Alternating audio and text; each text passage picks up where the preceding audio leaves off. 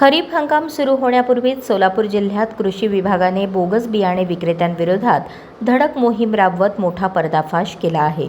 जिल्हास्तरीय भरारी पथक आणि कृषी अधिकाऱ्यांच्या संयुक्त कारवाईत अक्कलकोट आणि बार्शी तालुक्यातून तब्बल 864 बॅग बोगस उडीद बियाणे जप्त करण्यात आले। अक्कलकोट तालुक्यातील कारवाई दरम्यान 480 बॅग बोगस बियाणे जप्त करण्यात आले असून त्यांची किंमत सुमारे 8,46,000 रुपये असल्याचे सांगण्यात आले। तर बार्शी तालुक्यात 384 बॅग बोगस बियाणे जप्त करण्यात आले असून त्यांची किंमत 7,52,000 पेक्षा अधिक आहे। दोन्ही ठिकाणच्या कारवाईत मिळून एकूण 15,99,000हून अधिक किमतीचा मुद्देमाल जप्त करण्यात आला आहे।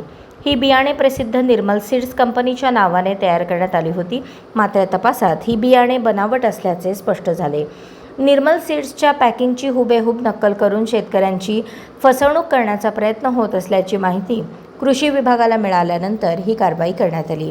बार्शी तालुक्यातील शेळगाव येथील स्वामी समर्थ कृषी सेवा केंद्राशी संबंधित विक्रेत्यावर मोठी कारवाई करण्यात आली असून अक्कलकोट आणि बार्शी पोलीस ठाण्यात संबंधितांविरोधात गुन्हे दाखल करण्यात आले आहेत। कृषी विभागाच्या या धडक कारवाईमुळे हजारो शेतकरी संभाव्य फसवणुकीपासून वाचल्याची भावना व्यक्त होत आहे। बोगस बियाणे विक्री करणाऱ्यांविरोधात यापुढेही कठोर कारवाई सुरू राहणार असल्याचा इशारा कृषी विभागाने दिला आहे।